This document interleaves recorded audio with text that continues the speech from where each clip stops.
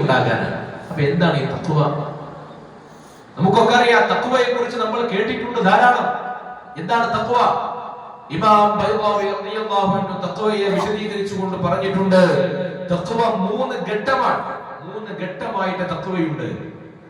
ഒന്നാമത്തെ ഘട്ടം എന്ന് പറഞ്ഞാൽ നമുക്കൊക്കെ ഉണ്ടാകേണ്ടതാണ്, എല്ലാവർക്കും ഉണ്ടാകേണ്ട ഒരു തഖ്വയുണ്ട്. ഏതാ? അല്ലാഹു പറഞ്ഞ കാര്യങ്ങൾ മാത്രം ചെയ്യുക, അല്ലാഹു തആല ചെയ്യരുത് എന്ന് നിരോധിച്ച കാര്യങ്ങളൊക്കെ തടയുക, ഒന്നും പോവാതിരിക്കുക. ചുരുക്കം ഇതാണ്, സ്വർഗത്തിലേക്കുള്ള കാര്യങ്ങളൊക്കെ ചെയ്യുക, നരകത്തിലേക്കുള്ള കാര്യങ്ങളൊക്കെ ഒഴിവാക്കി കളയുക. അതാണ് പ്രധാനം. ഇതാണ് തഖ്വ. ഇത് എളുപ്പമാണോ? ഫർദായ കാര്യങ്ങളൊക്കെ ചെയ്യുക, ഹറാമുകളൊക്കെ ഒഴിവാക്കുക. തഖ്വയുടെ അടിസ്ഥാന ഭാഗം ഇതാണ്. അല്ലാഹുവിനെ ഭയപ്പെടുക, അല്ലാഹുവിനെ സൂക്ഷിക്കുക, അല്ലാഹുവിൽ ഭക്തി ഉണ്ടാവുക എന്ന് പറഞ്ഞാൽ അതിന്റെ ആദ്യ സ്റ്റെപ്പ് ഇതാണ്. തഖ്വ എല്ലാ മുഅ്മിനീങ്ങൾക്കും തഖ്വയുണ്ടാകും, അളവിൽ വ്യത്യാസമുണ്ട്. അല്ലാഹുവിന്റെ ആരിഫീങ്ങളായ ആളുകൾക്കുള്ള തഖ്വ പോലെയല്ല സാധാരണക്കാരായ നമുക്കുണ്ടാവുക. അല്ലാഹുവിന്റെ ആരിഫീങ്ങളുടെ തഖ്വയെ കുറിച്ച് പണ്ഡിതന്മാർ പറഞ്ഞിട്ടുണ്ട്, അവരുടെ തഖ്വ എന്ന് പറഞ്ഞാൽ അല്ലാഹു അല്ലാത്ത മറ്റൊന്നും അവരുടെ ഖൽബിൽ പോലും ഉണ്ടാവില്ല. വേറെ ഒന്നും ഖൽബിൽ ഉണ്ടാവില്ല. ഭക്ഷണത്തെ കുറിച്ചോ വെള്ളത്തെ കുറിച്ചോ ഉറക്കത്തെ കുറിച്ചോ അവർക്ക് ചിന്തയേ ഉണ്ടാകില്ല. അല്ലാഹ് എന്ന ആലോചന മാത്രം. ഉറക്കം നമ്മുടെയൊക്കെ ജീവിതത്തിൽ ഏറ്റവും പ്രധാനപ്പെട്ട കാര്യം ഉറക്കമാണല്ലോ. ഉറക്കം, ആ ഉറക്കത്തെ കുറിച്ചുള്ള ആലോചന പോലും അവർക്കുണ്ടാകില്ല. ഇമാം നവവി റളിയല്ലാഹു അൻഹുവിന്റെ ചരിത്രത്തിൽ കാണാം, മഹാനവറുകൾ ബഗ്ദാദിൽ പഠനം നടത്തിയിരുന്ന കാലത്ത് ഞാൻ എന്റെ വയറ് ഭൂമിയിൽ തട്ടിയിട്ടില്ല. ഇമാം നവവി റളിയല്ലാഹു അൻഹു പറയുന്നു, വയറ് ഭൂമിയിൽ തട്ടിയിട്ടില്ല എന്ന് പറഞ്ഞാൽ അതിനർത്ഥം കട്ടുമ കിടന്നല്ല, അന്ന് കട്ടിലില്ല, ഇന്നത്തെ പോലെ ബെഡില്ല, വയറ് നിലത്ത് തട്ടുന്ന രീതിയിൽ കിടന്നിട്ടില്ല. രാത്രിയിൽ ഇങ്ങനെ കിതാബൊക്കെ പഠിച്ച് ഇബാദത്തൊക്കെ ചെയ്തുകൊണ്ടിരിക്കുന്നതിനിടയിൽ എപ്പോഴോ ഒന്ന് കണ്ടിങ്ങനെ മങ്ങിപ്പോകും. അതിന്റെ ഉറക്കം, വേറെ ഉറക്കമില്ല. അങ്ങനെയാണ് ആരിഫീങ്ങൾ. അവർക്ക് ഭക്ഷണത്തിന്റെ കാര്യത്തിൽ അല്ലാഹുവല്ലാത്ത ഒരു ആലോചന ഖൽബിൽ വരുന്നതിനെ കുറിച്ച് അവർക്ക് ആലോചിക്കാൻ പോലും പറ്റുമായിരുന്നില്ല. ഇമാം ഗസാലി റളിയല്ലാഹു അൻഹു ഒരു ആരിഫിന്റെ കഥ പറയുന്നുണ്ട്, ഇഹ്യാ ഉലൂമുദ്ദീൻ. ആ ആരിഫായ സ്വാലിഹായ അടിമക്ക്, ആ നല്ല വ്യക്തിക്ക് ഒരിക്കൽ ക്യാരറ്റിന്റെ ജ്യൂസ് കുടിക്കണമെന്ന് പൂതിയുണ്ടായി. അസീർ, ക്യാരറ്റിന്റെ നീര്. അവൻ സ്വന്തം നഫ്സ് പറയാണ് ഒരു ക്യാരറ്റിന്റെ നീര് കുടിക്കണം എന്ന് പറഞ്ഞപ്പോൾ ആ സമയം ആ മഹാനുഭാവൻ പുനർവിചിന്തനം നടത്തി. എന്റെ നഫ്സിന്റെ ആഗ്രഹമാണല്ലോ ഇത്, ആ ആഗ്രഹത്തിന് വേണ്ടി ഞാൻ എങ്ങനെയാണ് എന്റെ നഫ്സിനെ വിധേയപ്പെടുത്തുക? എന്റെ ശരീരത്തിന്റെ ആഗ്രഹമാണത്. ശരീരത്തിന്റെ ആഗ്രഹമല്ല പ്രധാനം, അല്ലാഹുവിന്റെ തീരുമാനങ്ങളാണ്, അല്ലാഹുവിന്റെ ആഗ്രഹങ്ങൾ. അതിനുവേണ്ടി ഞാൻ വിധേയപ്പെടലാണ്. എന്റെ ആഗ്രഹങ്ങൾക്ക് വേണ്ടി ഞാൻ എന്നെ സമർപ്പിക്കലല്ല. എന്നിട്ട് ഗസാലി ഇമാം പറയാണ്, ആ ഒരൊറ്റ കാരണത്താൽ 20 കൊല്ലത്തിലധികം ആ ക്യാരറ്റിന്റെ നീര് കുടിക്കാൻ ആ മഹാനുഭാവൻ തയ്യാറായില്ല. എന്തുകൊണ്ട്? അത് നഫ്സ് പറഞ്ഞ ആഗ്രഹമായി പോയി എന്ന കാരണത്താൽ. നമുക്ക് ആലോചിക്കാൻ പോലും കഴിയില്ല. അങ്ങനെ ഒരു നിയന്ത്രണത്തിന്റെ തത്വമുണ്ട്. നമ്മൾ ചിന്തിക്കുന്നതിന്റെയും അപ്പുറത്താണ്, നമ്മുടെ ആലോചനകളുടെ അപ്പുറത്താണ്. നമ്മുടെ ആരിഫീങ്ങളുടെ കഥകൾ കേൾക്കുമ്പോൾ അവിടെ അങ്ങനെയാണ് നമ്മൾ കാണുന്നത്. മുഹയ്യിദ്ദീൻ ശൈഖ് ജീലാനി ഖദ്ദസല്ലാഹു സിർറഹുൽ അസീസ്, മഹാനവറുകളുടെ അടുക്കിലേക്ക് ആളുകൾ ദാനം ചോദിച്ചു വന്നാൽ ഏറ്റവും വിലപിടിപ്പുള്ളത് എന്താണോ അതാണ് കൊടുത്തിരുന്നത്. യാചകം വന്നപ്പോ ആയിരങ്ങൾ വില വരുന്ന, ആയിരക്കണക്കിന് ദീനാർ വില വരുന്ന തലപ്പാവ് എടുത്തിട്ട് കൊടുത്തു. സമ്പത്തുണ്ടായിരുന്നു, പക്ഷെ മുഴുവൻ കൊടുത്തു. കൊടുക്കുന്നത് ഒരു ശീലമായിരുന്നു, ഇല്ലാത്ത കാലത്തും കൊടുത്തിരുന്നു. അല്ലാഹുവിന്റെ റസൂലിന്റെ സ്വഹാബത്ത് അങ്ങനെയല്ലേ. നബി സല്ലല്ലാഹു അലൈഹി വസല്ലമ തങ്ങൾ ദാനം ചെയ്യണമെന്ന് പറഞ്ഞ് സ്വഹാബികളോട് അവർ അപേക്ഷ വെച്ചപ്പോൾ സിദ്ദീഖ് റളിയല്ലാഹു അൻഹു തന്റെ വീട്ടിലുള്ള മുഴുവൻ സമ്പാദ്യം കൊണ്ടുവന്നു കൊടുത്തു. മുഴുവനും കൊണ്ടുവന്നു കൊടുത്തു. ഇത് കഴിഞ്ഞ് വീട്ടിലേക്ക് മടങ്ങിപ്പോയാൽ ഇനി കുട്ടികൾക്ക് കൊടുക്കാൻ തിന്നാൻ എന്തെങ്കിലും വേണ്ട എന്ന തോന്നൽ പോലുമില്ല. ചോദിച്ചതാരാണ്? റസൂൽ സല്ലല്ലാഹു അലൈഹി വസല്ലം. കൊടുക്കുന്നത് ആർക്കാണ്? അല്ലാഹുവിന്റെ മാർഗ്ഗത്തിലാണ്. തന്നതാരാണ്? അല്ലാഹുവാണ്. കൊടുക്കുന്നത് ആർക്കാണ്? അല്ലാഹുവിനാണ്. فأما من أعطى واتقى وصدق بالحسنى فسنيسره لليسرى. അല്ലാഹുവിന് വേണ്ടി കൊടുത്താൽ, എന്ത് കൊടുത്താൽ എന്ന് പറഞ്ഞിട്ടില്ലേ, എന്ത് കൊടുത്താലും അത് പണം മാത്രമല്ല, സമയമാവട്ടെ, ആരോഗ്യമാവട്ടെ, ആലോചനയാവട്ടെ, എന്തും ഞാൻ എന്റെ റബ്ബിന് വേണ്ടി കൊടുത്താൽ അല്ലാഹു നമ്മുടെ വഴി വഴികൾ റബ്ബ് എളുപ്പമാക്കി തരും, റബ്ബ് ഏറ്റെടുക്കും. മറ്റൊരിടത്ത് പറഞ്ഞിട്ടുണ്ട് ത്വയ്യിബായ ജീവിതം അല്ലാഹു തആല അവർക്ക് കൊടുക്കുമെന്നാണ്. സിദ്ദീഖ് തങ്ങൾക്ക് എങ്ങനെയാണ്? നൽകിയത് റബ്ബാണ്, കൊടുക്കുന്നത് റബ്ബിനാണ്, ഇനി നൽകാനുള്ളതും റബ്ബാണ്. ഈ വിശ്വാസമുള്ളവർക്ക് കൊടുക്കുന്നിടത്ത് പേടിയുണ്ടാകില്ല. ഇതാണ് തഖ്വയുടെ ഏറ്റവും ഉന്നതി. എന്നാൽ മുഅ്മിനീങ്ങളായി നമുക്കൊക്കെ ഉണ്ടാകേണ്ട ഒരു തഖ്വയുണ്ട്. മുഅ്മിനാകണമെങ്കിൽ ഒരു തഖ്വയുടെ ഒരു അംശം വേണം, അല്ലേ? നമ്മുടെ ഇന്ത്യൻ പൗരൻ എന്ന് പറയണമെങ്കിൽ ഇന്ത്യയോട് ചെറിയൊരു സ്നേഹം വേണ്ടേ? ചെറിയ തട്ടിപ്പും വെട്ടിപ്പൊക്കെ നടത്തുന്ന ആൾക്കാർ ഇന്ത്യൻ പൗരൻ തന്നെയാണ്. ചെറിയൊരു സ്നേഹം ഉണ്ടാവുന്നത് കൊണ്ടാണ്. തഖ്വയുടെ അടിസ്ഥാനം എന്ന് പറഞ്ഞാൽ ഫർളുകൾ നിർബന്ധമായി കൊണ്ടുവരിക, ഹറാമുകൾ ഒഴിവാക്കുക. ഇതാണ് മുഅ്മിനായ മനുഷ്യന് ഉണ്ടാകേണ്ട അടിസ്ഥാന യോഗ്യത. ഇത് എത്ര മുഅ്മിനീങ്ങൾക്ക് ഇത് കൈവരിക്കാൻ കഴിയും? ഫർള് ചെയ്യാന്ന് പറഞ്ഞാൽ കുറഞ്ഞ കാര്യങ്ങളെ ഉണ്ടാവും. അജ്ജുദാനം, നിസ്കാരം, സക്കാത്ത്, നോമ്പ്, അല്ലെ? കുറഞ്ഞ കാര്യങ്ങളാണ് ഫർള്. അത് ചെയ്യാൻ എളുപ്പമാണ്, നമ്മളൊന്ന് ശ്രദ്ധ വെച്ചാൽ നമുക്ക് ചെയ്യാൻ പറ്റും. എന്നാൽ ഹറാമുകൾ ഒഴിവാക്കുക എന്നത് ഈ ആഖിറുസ്സമാനിൽ മുഅ്മിനീങ്ങൾ നേരിടുന്ന ഏറ്റവും വലിയ ബലാഅാണ്, പരീക്ഷണമാണ്. ഹറാമുകൾ ഒഴിവാക്കണമെന്ന് ആഗ്രഹിക്കുന്നവന് പോലും ഒഴിവാക്കാൻ കഴിയാത്ത ഒരു സാഹചര്യം. ഹറാമുകൾ ഒഴിവാക്കുക എന്ന് പറഞ്ഞാൽ നമുക്ക് എളുപ്പമുള്ള കാര്യമില്ല. ഹറാം ഒഴിവാക്കണം. ഇന്ന് പിശാച് ഏറ്റവും കൂടുതൽ മനുഷ്യരിൽ സ്വാധീനം ചെലുത്തിക്കൊണ്ടിരിക്കുന്ന കാര്യം എന്താണെന്നറിയോ? മുഅ്മിനീങ്ങൾ ഇമാം ഗസാലി റളിയല്ലാഹു അൻഹു പറയുന്നുണ്ട്, ഹറാമുകൾ ചെയ്യുന്ന ആളുകളിലേക്ക് പിശാച് വന്നിട്ട് പറയും, സാരമില്ല, ഒന്നല്ലേ, നമുക്കൊരു 1000 സുന്നത്ത് അപ്പുറത്ത് ചെയ്യാം. അപ്പൊ രാവിലെ ഒരു ഹറാമ് ചെയ്യും, പിന്നെ കുറെ സുന്നത്തും സ്വലാത്തും ദിക്റും കുറെ ചെയ്യും. അപ്പൊ ചെയ്തു പോയ ഹറാം ഇതുകൊണ്ട് മൂടിപ്പോയിട്ടുണ്ടാകുന്ന ഇബ്ലീസ് അവരെ കൊണ്ട് തോന്നിപ്പിക്കും. അതാണ് ഏറ്റവും വലിയ മുസീബത്ത് എന്ന് അല്ലാഹു കാത്ത് രക്ഷിക്കട്ടെ. ഹറാമുകൾ ഇമാം ഇബ്നു അത്താഇല്ലാഹി സിക്കന്ദരി റളിയല്ലാഹു അൻഹു പറയുന്നുണ്ട്, നീ ചെയ്തു വെച്ചിട്ടുള്ള ഏതൊരു തിന്മയാണെങ്കിലും ആ തിന്മകൾ ഒന്നു കഴിഞ്ഞ് അടുത്തത് വരുമ്പോൾ ആ തിന്മയുടെ എണ്ണം ഇങ്ങനെ കൂടുകയാണ്. ആ തിന്മകൾ ചെയ്യുന്ന ആ മനുഷ്യര് പിന്നെ എങ്ങനെയാണ് ഭൂമിയിൽ മരിക്കുന്നവരെ ആശ്വാസത്തോടെ സമാധാനത്തോടെ ജീവിക്കാൻ കഴിയുക? നമ്മൾ എത്ര ഇസ്തിഗ്ഫാർ നടത്തിയിട്ടുണ്ടെങ്കിലും, എത്ര തൗബ നടത്തിയിട്ടുണ്ടെങ്കിലും ഇത് രേഖപ്പെടുത്തപ്പെട്ട ഏടിൽ നിന്ന് മാഞ്ഞു പോയിട്ടുണ്ടോ എന്ന് എങ്ങനെ ഉറപ്പിക്കാൻ പറ്റും? തൗബ ചെയ്തിട്ടുണ്ട്, ഇസ്തിഗ്ഫാർ നടത്തിയിട്ടുണ്ടൊക്കെ ശരിയാണ്, പക്ഷെ ഞാൻ ചെയ്ത തെറ്റ് അത് രേഖപ്പെടുത്തപ്പെട്ട ഏടിൽ നിന്ന് മാഞ്ഞു പോയിട്ടുണ്ടോ? എന്ത് ധൈര്യമാണ് മുമ്പിലുള്ളത്? രക്ഷിക്കട്ടെ. ഇബ്നു അത്താഇല്ലാഹി തങ്ങൾ പറയുന്നു, നീ എത്ര തന്നെ നന്മ ചെയ്താലും, നിസ്കാരമുണ്ട്, നോമ്പുണ്ട്, സക്കാത്തുണ്ട്, എത്ര തന്നെ നന്മ ചെയ്താലും ആ നന്മ ചെയ്ത നീ എങ്ങനെയാണ് സംതൃപ്തിയോടെ ജീവിക്കുക? ആ നന്മകൾ എഴുതപ്പെട്ടിട്ടുണ്ട് എന്ന് എന്താ ഉറപ്പ്? ഉറപ്പുണ്ടോ? നമ്മൾ ഇന്നലെ നിസ്കരിച്ച തറാവീഹ് അത് റബ്ബിന്റെ അടുക്കൽ മഖബൂലായി രേഖപ്പെടുത്തപ്പെട്ടു എന്ന് എന്താ ഉറപ്പ്?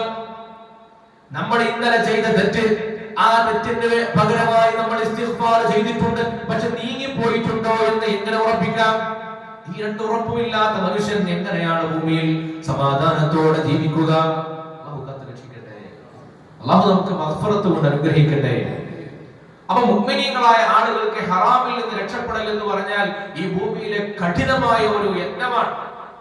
പഴയ കാലത്തൊക്കെ ഒരു ഹറാമ് ചെയ്യണമെങ്കിൽ, കാണണമെങ്കിലൊക്കെ ബസ് എടുത്തിട്ട് പോകണം. നമ്മുടെ നാട്ടിലൊന്നും ഒരു ഹറാം ഉണ്ടാവില്ല. ഇന്ന് അങ്ങനല്ല. രാവിലെ മുതൽ വൈകുന്നേരം വരെ ഹറാമ് കണ്ട്, ഹറാമ് കേട്ട് വീട്ടിലേക്ക് വന്ന്, ഇല്ല ഇനി ഇന്നൊരു ഹറാമിക്ക് ഞാൻ പോണില്ല എന്ന് നിയ്യത്താക്കി ഇശായി നിസ്കരിച്ച് പുതപ്പിട്ടിട്ട് ഇങ്ങനെ ദിക്റൊക്കെ ചൊല്ലി കിടന്നാൽ അപ്പോ ഒരു ശബ്ദം വരും, ഒരു മെസ്സേജ്. ആണ്ട് തുറന്നു നോക്കിയാൽ മതി, പിന്നെ 1 മണിക്കൂർ ഈബത്തന്നെ രമീമത്തന്നെ. സത്യം പറഞ്ഞാൽ അല്ലാഹു തആല നമുക്കൊക്കെ ഏറ്റവും കൂടുതൽ ഇബാദത്തുകൾക്ക് അവസരം നൽകിയ ഒരു സമയമായിരുന്നു കൊറോണ. ആരും തമ്മിൽ കാണൂല, ക്വാറന്റൈൻ, അല്ലേ? തമ്മിൽ കാണൂല. തമ്മിൽ കണ്ടാലല്ലേ ദൈവത്തുണ്ടാവുള്ളൂ, ഇത് പറയണ്ടേ? പക്ഷെ അള്ളാഹു നമുക്ക് നൽകിയ ഏറ്റവും വലിയ ഒരു പരീക്ഷണം കൂടിയായിരുന്നു അത്. ഗീബത്തും നമീമത്തും പറയണമെങ്കിൽ ആള് കൂടെ വേണ്ട എന്ന് സ്ഥിതിയുണ്ടായി. മൊബൈൽ വന്നതോടുകൂടി നമ്മൾ ക്വാറന്റൈനിൽ ഇരിക്കുന്ന ആളുകൾ ഒറ്റയ്ക്ക് ഇരുന്നിട്ട് ഗീബത്ത് പറയും. മൊബൈൽ, വാട്സാപ്പിൽ ഗീബത്ത് നമീമത്തുകളുടെ എണ്ണം വർദ്ധിച്ചു. എത്രയാണ് നമ്മൾ പറയുന്നത്, കേൾക്കുന്നത്, ലൈക്ക് ചെയ്യുന്നത്? ഹറാമുകൾ നിയന്ത്രിക്കാൻ കഴിയാതെയായി. ഇന്ന് നമ്മൾ ഹറാമിലേക്ക് ഞാൻ പോകില്ല എന്ന് തീരുമാനിച്ച് വാതിലടച്ചു കൂട്ടിയിട്ട് കിടന്നാലും ഹറാം നമ്മളെ ഇങ്ങോട്ട് തേടി വരികയാണ്. മെസ്സേജുകളായി, വോയിസുകളായി, വീഡിയോകളായി ഹറാമുകൾ ഇങ്ങോട്ട് തേടി വരിക. നിയന്ത്രിക്കാൻ പ്രയാസമാണ്. ഈ കാലഘട്ടത്തിൽ ഹറാമിൽ നിന്ന് മുഅ്മിനീങ്ങൾ രക്ഷപ്പെടണം. ഒരു ഹറാം ചെയ്യാൻ പാടില്ല, അല്ലാഹു കാത്ത് രക്ഷിക്കട്ടെ. പക്ഷെ ഇബ്ലീസ് വന്ന് നമ്മൾ പറയും ഹറാമല്ല, കുഴപ്പമില്ല.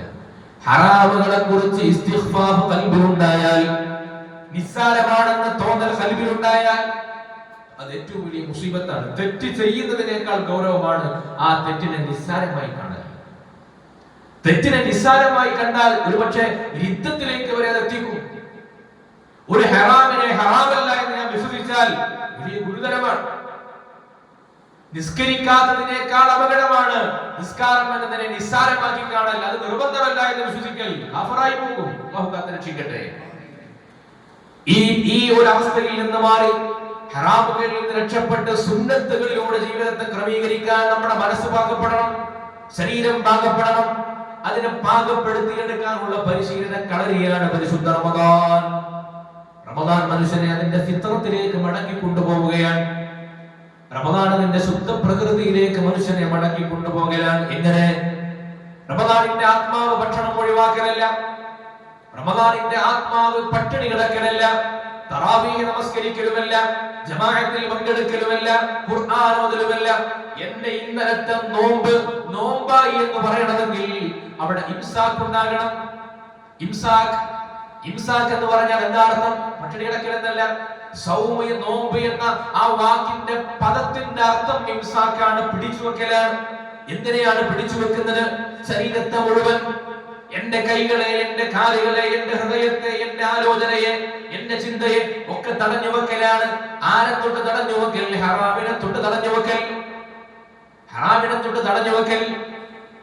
അല്ലാഹു തആല നിഷേധിച്ച കാര്യങ്ങളെ തൊട്ട്, നിരോധിച്ച കാര്യങ്ങളെ തൊട്ട് തടഞ്ഞു വെക്കൽ. ഈ തടഞ്ഞു വെക്കലാണ് നോമ്പ്. ഈ തടഞ്ഞു വെക്കലാണ് നോമ്പ്. ഞാൻ ഇന്നലത്തെ നോമ്പ് കൊണ്ട് എനിക്ക് തടഞ്ഞു വെക്കൽ ഉണ്ടായിട്ടില്ലെങ്കിൽ, വെറും പട്ടിണി മാത്രമാണെങ്കിൽ, വെറും തറാവീഹ് മാത്രമാണെങ്കിൽ നോമ്പ് എനിക്കുണ്ടായിട്ടില്ല. നോമ്പ് എന്നത് ഖൽബിലുണ്ടാകേണ്ട മാറ്റമാണ്. ഇംസാഖ് എന്നത് നമ്മുടെ ആത്മാവിനുണ്ടാകേണ്ട ചികിത്സയാണ്. അതൊരു ചികിത്സയാണ്. ആ ചികിത്സക്കുള്ള മുന്നൊരുക്കം മാത്രമാണ് പട്ടിണി കിടക്കൽ. കണ്ടിട്ടില്ലേ?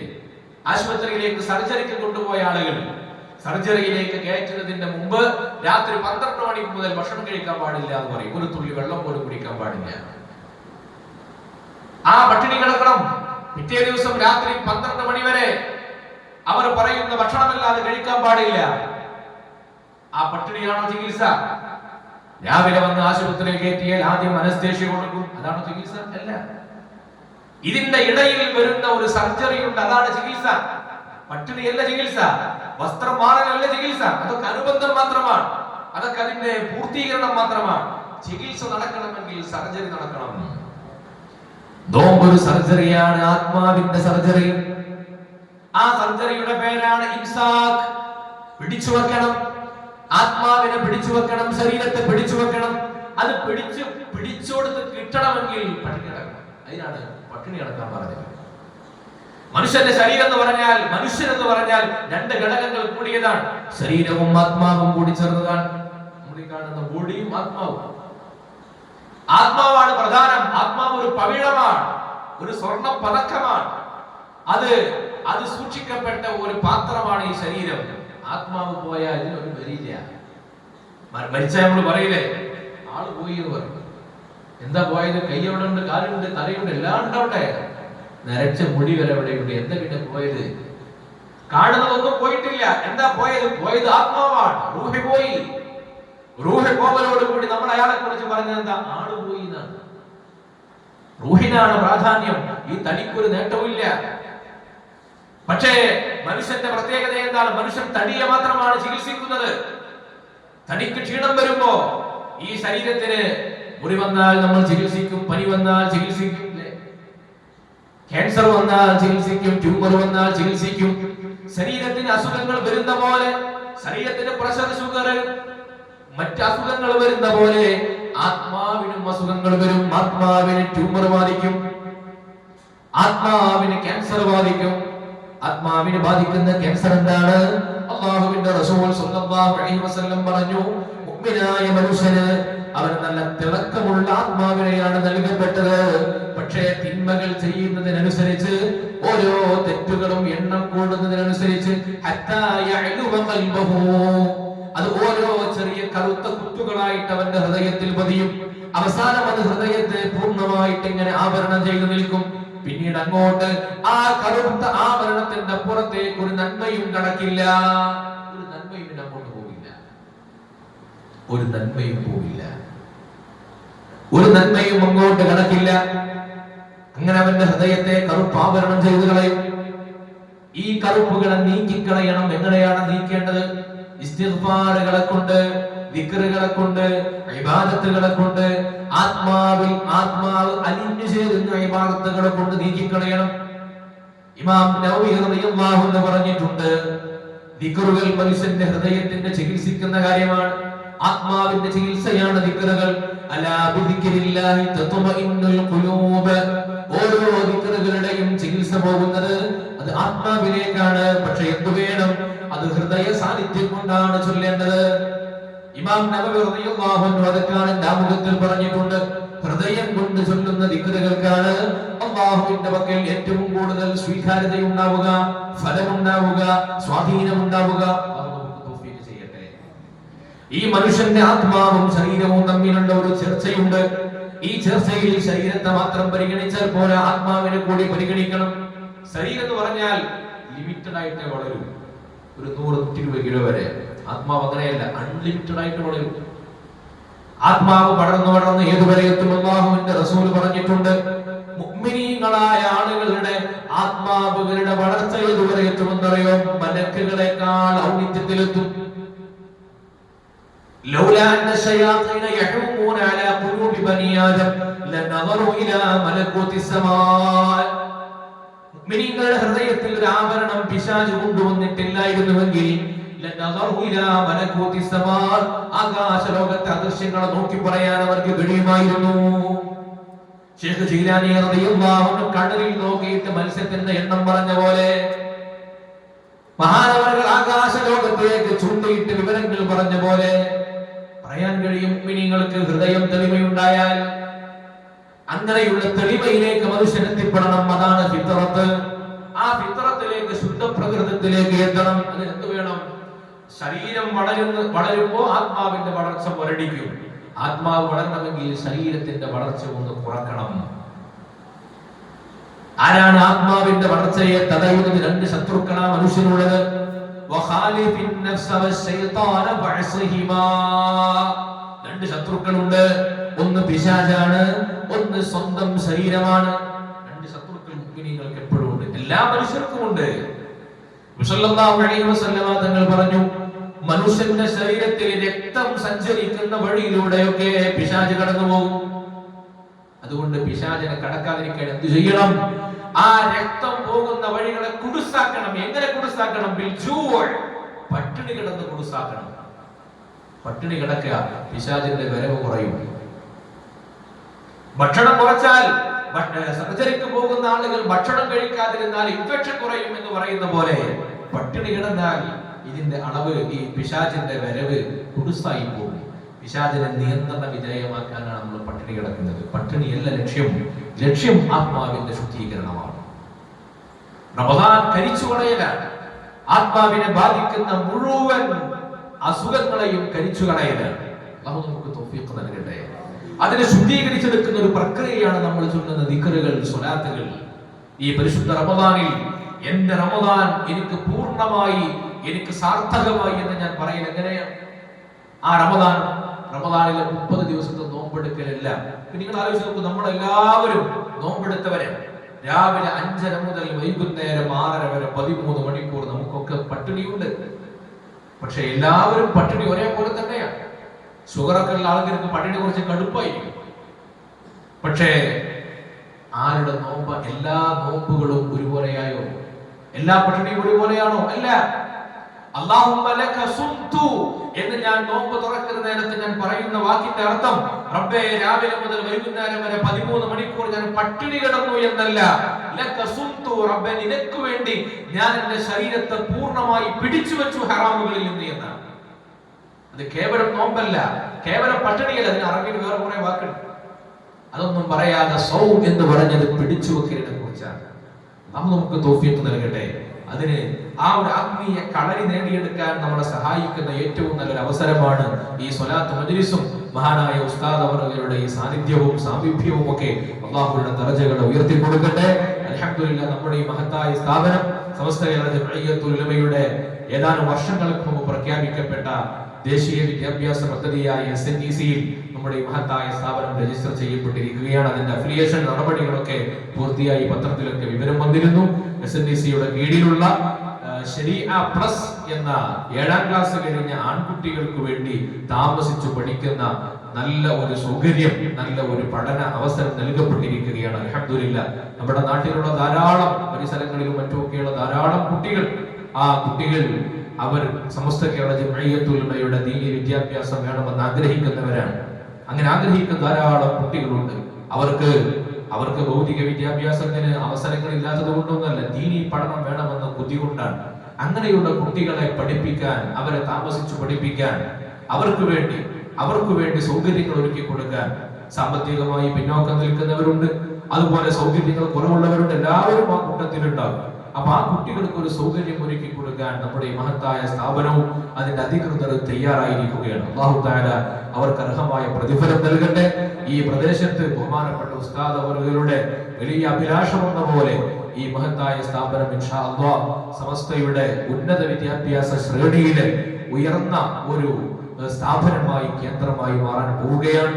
നിങ്ങൾ എല്ലാവരും അതിന്റെ പ്രചാരകരും അതിന്റെ വ്യാപനത്തിൽ, അതിന്റെ പരസ്യത്തിലൊക്കെ നിങ്ങൾ പങ്കെടുക്കണം. നമ്മുടെ സ്ഥാപനത്തിലേക്ക് 7ാം ക്ലാസ് പരീക്ഷ കഴിഞ്ഞിട്ടുള്ള ആൺകുട്ടികളെ അതിലേക്ക് പരമാവധി പങ്കെടുപ്പിക്കണം. നമുക്കറിയാം, നമ്മുടെ ഈ സ്ഥാപനത്തിൽ കുട്ടികൾ വന്ന് പഠിച്ചാൽ അവർക്ക് ഈ ഒരു ആത്മീയ പരിശീലനം കിട്ടും, ഈ ഒരു അന്തരീക്ഷം അവർക്ക് അനുഭവിക്കാൻ കഴിയും. അത് വലിയൊരു തൗഫീഖാണ്. അതിലേക്ക് നിങ്ങളുടെയൊക്കെ സഹായങ്ങളും സഹകരണങ്ങളും ഉണ്ടാകണം. അതിന്റെ പ്രചാരണത്തിൽ പങ്കാളികളാകണം.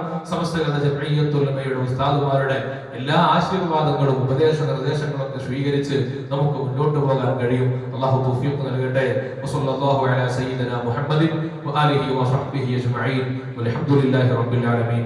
ഉസീകും ബിദ്ദുആ. അസ്സലാമു അലൈക്കും വറഹ്മത്തുള്ളാഹി.